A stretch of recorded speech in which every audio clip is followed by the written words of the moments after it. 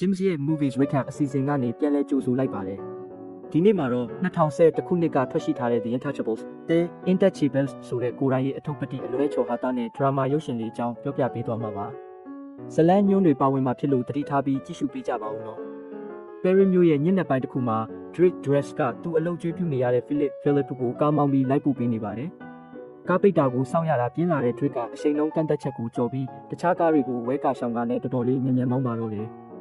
ဒါကြောင့်ရဲတွေကသူ့နောက်ကိုလိုက်လာကြတာပေါ့။ Drake ကသူတို့ကိုမျက်ခြေဖြတ်နိုင်နေဆိုပြီးယူရို100လောင်းကြီးထပ်လိုက်ပြီးမြင်တရားအောက်ရောက်တော့ရဲတွေကနှစ်ဖက်ညက်ပြီးဖမ်းမိသွားပါတယ်။ဒါပေမဲ့ Drake ကတော့တိတ်ဆိုးရင်ပုံမရပဲဒီတစ်ခါတော့ရဲတွေကိုယ်တိုင်လမ်းပြပေးအောင်လုပ်နိုင်နေဆိုပြီးယူရို200ထပ်လောင်းပြန်ပါတယ်။ရဲတွေကသူ့ကိုကားပေါ်ကဆင်းခိုင်းတဲ့အခါဒီလူငယ်လေးကစိတ်ဆိုးမှန်ဆိုးနဲ့တရုပ်ဆောင်ပြပါတော့တယ်။ Philip ကလှုပ်ရှားလို့မရကြောင်းနဲ့သူ့ကိုဆေးရုံအမြန်ပို့နေတာဖြစ်ကြောင်းပြောလိုက်တာပေါ့။ရဲတွေကကားနောက်ခန်းထဲမှာ wheelchair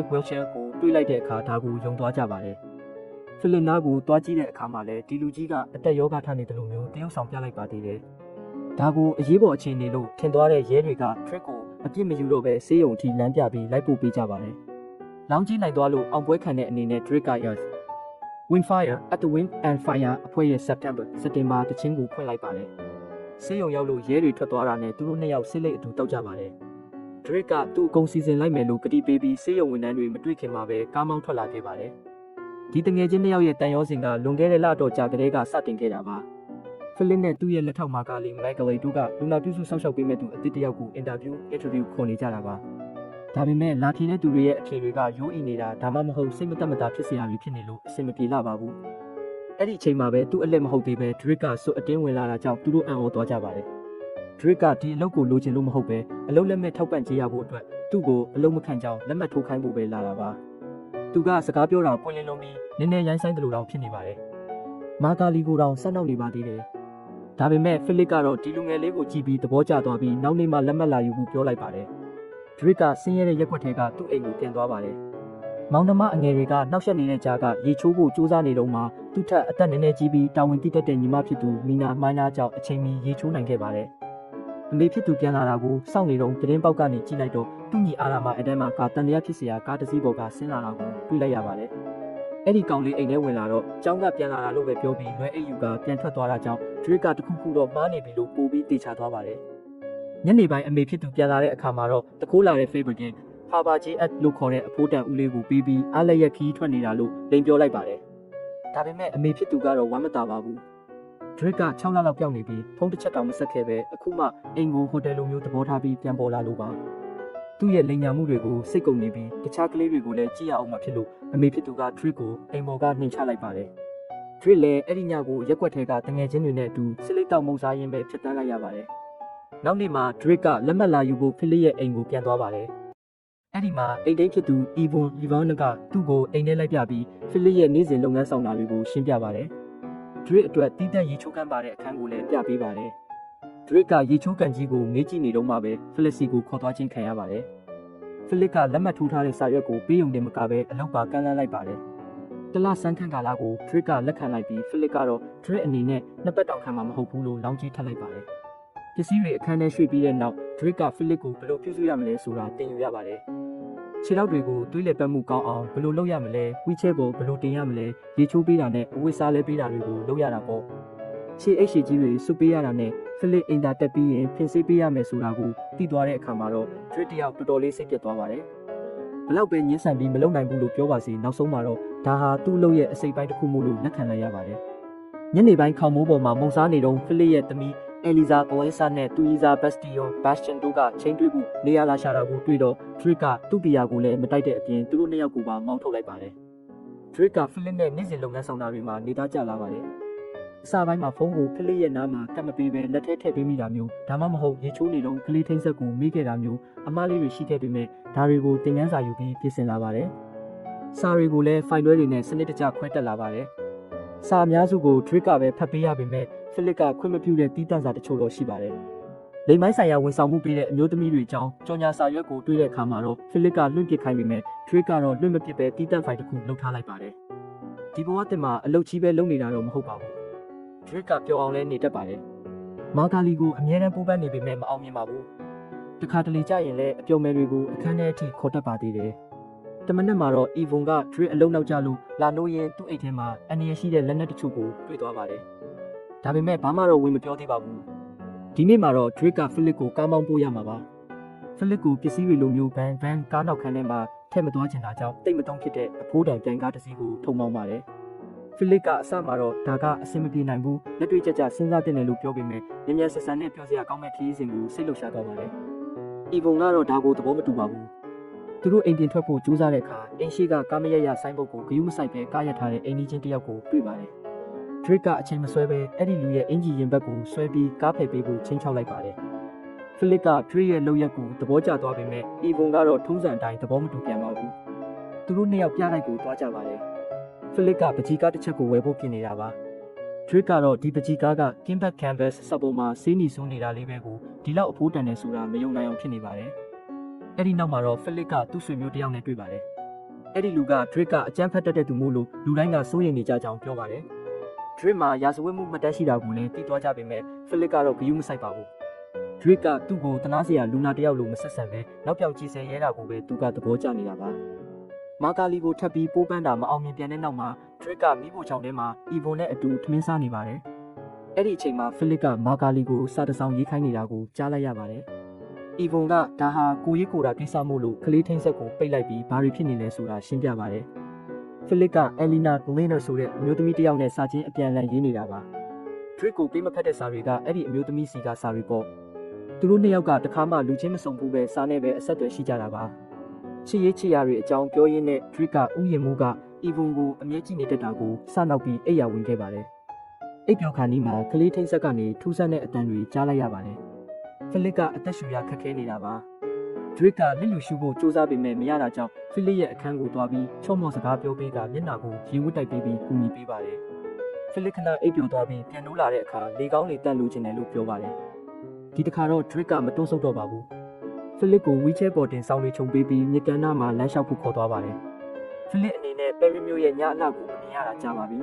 ။အခုတော့သူစိတ်သက်သာရာရသွားပြီး Drake ကိုရှင်းပြပါတယ်။ဆေးတွေကအတိုင်းအတာတစ်ခုအထိပဲကူညီနိုင်ပြီးတခါတလေမှမရှိတော့တဲ့အင်္ဂါစိတ်ပိုင်းတွေကနာကျင်နေတယ်လို့မျိုးခံစားရတဲ့ကြောင်းပြောပြပါတယ်။မိန်းကလေးတွေလမ်းလျှောက်သွားတာကိုတွေ့တော့ Philip ကသူ့အခြေအနေကြောင့်အမျိုးသမီးတစ်ယောက်ကိုပျော်ရွှင်အောင်မလုပ်ပေးနိုင်တော့ကြောင်းဖွင့်ဝင်ခံပါတယ်။ဒါပေမဲ့နာရွက်တွေကအရန်ကိုအထိမခံနိုင်တဲ့နေရာတွေဖြစ်လို့နာရွက်ကိုနှိမ့်နေပေးရင်တော့စိတ်ကြည်နက်မှုရနိုင်သေးတယ်လို့ပြောပါတယ်။နာကျင်မှုတွေထပ်ဖြစ်လာတော့မလို့ဖြစ်လာတဲ့အခါမှာတော့ Drake ကသူ့ရဲ့ဆေးချောက် secret joint ကိုတိုက်ပါတယ်။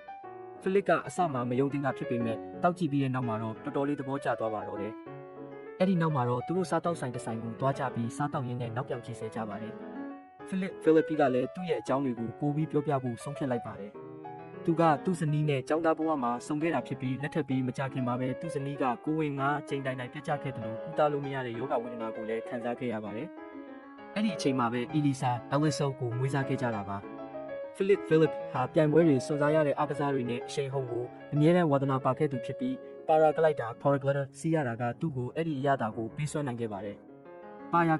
paragliding စီးနေတော့ရာသီဥတုဆိုးဝါးမှုကြောင့်သူပြက်ကျပြီးကြောရိုးစစ်တွေကျိုးသွားခဲ့တာပါ။ဒါပေမဲ့သူကတော့သူ့ရဲ့တကယ်မတန်ဆွမ်းမှုဟာ wheelchair ပေါ်ရောက်သွားတာမဟုတ်ပဲဇနီးတယ်မရှိပဲရှင်တန်နေရတာလို့ပဲအခုထိထင်မြင်နေတော့မှာပဲ။နောက်ထပ်နည်းနည်းပါးပါးနောက်ပြောင်ပြီးတဲ့နောက်မှာတော့ Philip ကရက်ဆွဲကိုတတိယသွားပြီး Dress ရဲ့တလတာစမ်းသက်ကာလာပြီးဆုံးသွားပြီဆိုတာကိုသိလိုက်ပါတယ်။ဒါကြောင့် Dress ကိုအတီတကျအလုပ်ခန့်လိုက်ပါပြီ။ဒါပေမဲ့ Dress အနေနဲ့တခိုးထားတဲ့ဖာပါကြီးဦး Fabergate ကိုအရင်ဆုံးပြန်ယူလာပေးဖို့လိုအပ်ပါတယ်။ဘာလို့လဲဆိုတော့အဲ့ဒါကသူ့ဇနီးစီကရခဲ့တဲ့လက်ဆောင်ဖြစ်လို့ပါ။သူ့ဇနီးကနှစ်တိုင်းသူ့ကိုအဲ့ဒီဦးတလုံးစီလက်ဆောင်ပေးနေရှိပြီးအခုသူတို့အတူရှိခဲ့တဲ့တက်တန်းနဲ့အညီအလုံး25လုံးတိတိရှိနေတာပါ။နောက်တစ်နေ့မှာတော့ Dress က Mina Minor ကျောင်းဆင်းချိန်မှာတွားရောက်စကားပြောပါတယ်။ Mina Minor ကတော့ Dress စီကဘာစာမှပြန်မလာပဲအဲ့ဒီဦးကိုရှာခိုင်းတဲ့စာပဲလာလို့နည်းနည်းတော့စိတ်ကောက်နေပါတယ်။အိမ်ကိုရဲတွေဖုန်းဆက်နေတဲ့အကြောင်းကိုလည်းသူမကပြောပြပါတယ်။အဲ့ဒီနောက်မှာတော့သူအာဒါမာစီသွားလဲပါတယ်။အာဒါမာကတော့သူ့စီမှာမူရစ်စေ30 gram မိသွားတယ်လို့ဝန်ခံပါတယ်။ Dress ကသူ့ကိုနေလည်စာကြွေးချင်ပေမဲ့အာဒါမာကညင်းလိုက်ပြီးအရင်ကတွေးခဲ့တဲ့တန်တရားဖြစ်ဖွယ်ကားလေးကိုပဲပြန်ဝင်သွားပါတယ်။နောက်ပိုင်းမှာတော့ Philip က Eleanor Gleaner စီပေးပို့မဲ့စာကိုမာကာလီကိုရေးခိုင်းနေတော့ Dress ကိုပါဘေးမှာရှိနေပေးထားပါတယ်။ Dress ကတော့ဒီလိုစာအလှတွေနဲ့ရေးနေတာကတော်တော်လေးပြင်းဖို့ကောင်းပြီး Philip အနေနဲ့ပိုပြီးပွင့်ပွင့်လင်းလင်းရှိတဲ့နယ်လို့ထင်နေပါတယ်။ ဒီလိုစာရီပို့နေတာ6လတောင်ရှိနေပြီဖြစ်ပေမဲ့တယောက်နဲ့တယောက်ဓာတ်ပုံတော်မလဲရသေးဘူးဆိုတာကိုကြားရတော့သူတော်တော်လေးအံ့ဩသွားပါတယ်။စာတစောင်ပေါ်မှာသူမရဲ့ဖုန်းနံပါတ်ကိုတွေ့လိုက်တဲ့အခါဒါဟာအခွင့်အရေးပဲလို့သတ်မှတ်ပြီးသူမစီဖုန်းဆက်လိုက်ပါတယ်။ Philip ကိုလည်းဖုန်းကင်ခိုင်းပြီးစာနဲ့မဟုတ်ပဲဓာတ်ရိုက်စကားပြောမှုတိုက်တွန်းပါတော့တယ်။သူတို့စကားပြောရတာအဆင်ပြေလွန်းလို့ Philip ဟာအချိန်တိုင်းသူမနဲ့ဖုန်းပြောနေပါတော့တယ်။ Drake Dress နဲ့အတူ Opera ပွဲသွားကြည့်ခါနီးမှာတော့ဖုန်းပြောနေတော့မှာပဲ။အဲ့ဒီပွဲမှာတော့ Drake Dress ကဝတ်စုံတွေကိုကြည့်ပြီးရင်မောလောင်ပြောင်းနေပါတယ်။နောက်တစ်နေ့မှာတော့ Drake Dress က Philip ကို Eleanor နဲ့ဓာတ်ပုံလဲဖို့ဖြောင်းဖြနိုင်ခဲ့ပြီး wheelchair ပေါ်မှာထိုင်နေတဲ့ဓာတ်ပုံကိုပဲရွေးပေးလိုက်ပါတယ်။အဲ့ဒီနောက် Drake Dress ပကြီးဆွဲနေတော့ Elisa ကအခန်းထဲကိုဝုန်းကနေဝင်လာပြီး cigarette တောင်းတယ်လို့ Drake Dress ပကြီးဆွဲနေတာကိုလည်းအမှုပညာရှင်ကြီးလုပ်နေတယ်ဆိုပြီးလှောင်ပြောင်ပါတယ်။ Drake Dress ကစိတ်တူပြီးသူမကိုအပြင်မောင်းထုတ်လိုက်ပါတယ်။ပြီးတော့ Philip ပစီသွားတဲ့အခါ Philip က Ivon Yvonne ကိုသူလေဖြတ်မသွားခင်ကပုံနဲ့ပြောင်းပေးဖို့ခိုင်းနေတာကိုတွေ့လိုက်ရပါတယ်။ Drake Dress ဝင်လာခါနီးမှာပဲ Ivon Yvonne ကအဲ့ဒီဓာတ်ပုံကိုဖိုင်ထဲမှာဝတ်လိုက်ပါတယ်။ Drake Dress က Elisa အကြောင်းတိုင်တော့ပြီး Philip အနေနဲ့သမီးဖြစ်သူကိုစုံမတင်တယ်လို့ပြောပါတယ်။ Ivon Yvonne ကလည်းအဲ့ဒါကိုထောက်ခံပါတယ်။ Philip ကသမီးနဲ့စကားပြောဖို့သဘောတူလိုက်ပေမဲ့ Drake Dress ပကြီးဆွဲနေတယ်ဆိုတာကိုသိလိုက်ရလို့ပိုပြီးအံ့ဩသွားပါတယ်။ရက်တွေကြာလာတာနဲ့အမျှ Philip နဲ့ Drake Dress တို့ရဲ့တန်ရောစင်ကလည်းပိုပြီးခိုင်မြဲလာပါတယ်။ Drake Dress ကသူ့ကိုနှင်းတွေထဲမှာစိုးဖို့ခေါ်သွားတယ်လို့သူအပြင်ထွက်ပြေးတဲ့အခါမှာလည်း Philip ကိုတပါးတည်းခေါ်သွားလို့ရှိပါတယ်။ Philip က Drake Dress အတွက်ပထမဆုံးဝတ်စုံအသစ်တစ်စုံဝယ်ပေးခဲ့တယ်လို့ Drake Dress ကကလေးထင်းဆက်ကနေနားထောင်နေတော့မှပဲသမီးဖြစ်သူကိုလည်းစုံမစကားပြောခဲ့ပါတယ်။ Drake Dress ရဲ့ပထမဆုံးပကြီးကားပြီးသွားတဲ့အခါမာကာလီကိုပြလိုက်ပါတယ်။ဒါပေမဲ့သူမကိုနမ်းဖို့ကြိုးစားတဲ့အခါမှာတော့ပါရိုက်ခံလိုက်ရပါတယ်။ Philip ကတော့အဲ့ဒီပကြီးကားကိုသဘောကျပြီးရောင်းပေးဖို့ကတိပေးပါတယ်။သူတို့နှစ်ယောက်ဟာကားကောင်းကောင်းစီးတာဆေးချောက်ကြောရင်အတူတောက်တာနဲ့အပျော်မယ်တွေကိုအတူတူခေါ်ယူတာမျိုးတွေလုပ်ရင်းတော်တော်လေးပျော်စရာကောင်းတဲ့အချိန်တွေကိုကုန်လုံးစေခဲ့ပါတယ်။ Philip ရဲ့ဝင်းနေရောက်လာတဲ့အခါသူကတော့တိတ်ပြီးမပျော်ရွှင်ပါဘူး။နှစ်တိုင်းသူကပွဲလုပ်ပေးလို့အံ့ဩချင်အောင်ဆောင်ပေးနေရပြီးသူအသက်ရှင်သေးရဲ့လားဆိုတာလာကြည့်ကြတဲ့ဆွေမျိုးတွေနဲ့တွေ့ဆုံနေရတာပါ။ Philip ကဒါတွေဟာတော်တော်လေးပြင်းဖို့ကောင်းလိမ့်မယ်လို့ပြောပါတယ်။ဧည့်သည်တွေကကနဝင်တေးဂီတာ classical music တွေကိုနားထောင်နေကြတော့မှ Drake Dress ကတော့သူ့ခန်းထဲမှာငိုနေတဲ့ Elisa ကိုသွားရှာပါတယ်။သူမက Ivon Yvonne ရဲ့ဆေးတွေကိုတောက်ပြီးကိုတက်တည်ဖို့ကြိုးစားခဲ့ပေမဲ့မတည်ခဲ့ပါဘူး။သူမဝမ်းနေနေရတဲ့အကြောင်းရင်းကတော့ Bastion ကသူမကိုစော်ကားပြီးလမ်းခွဲသွားလို့ပါ။ဒါကြောင့်အဲ့ဒီကောင်လေးကိုဆုံးမပေးဖို့ Drake Dress ကိုအကူအညီတောင်းပါတယ်။ Drake Dress ကလည်းအခကြေးငွေတစ်ခုယူပြီးသဘောတူလိုက်ပါတယ်။အဲ့ဒီအချိန်မှာပဲ Philip က Drake Dress ရဲ့ပကြီးကားကိုသူ့ဆွေမျိုးတစ်ယောက်ကိုEuro ဆက်တူည